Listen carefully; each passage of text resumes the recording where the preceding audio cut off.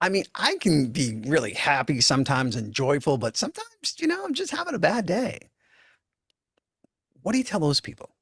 Absolutely. Of course, we have good and bad days. You can't walk around being happy all the time and being in bliss. However, if you really understand the nature of life, which is to accept everything that does happen is really for your good.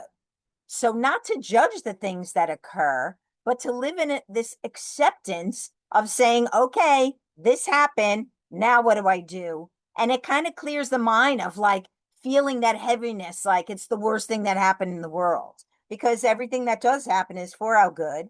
And we have to live in that state of, okay, there's a bigger picture here. What does this mean for my ultimate life? The other thing I think is really important also is to find, I have an assessment that I love, which is like your Mm, blueprint. It's like your identity blueprint to kind of have all these questions answered. Like, what am I good at? What do I like? When you go through who mm. you are and kind of figure out yourself and your identity in the world, you're able to connect with your passions and your gifts and then see what you want to do with these gifts. I know I work a lot with empty nest moms and I try to help them find their identity. But it's Mm. also happiness after kids leave, joy after they're gone.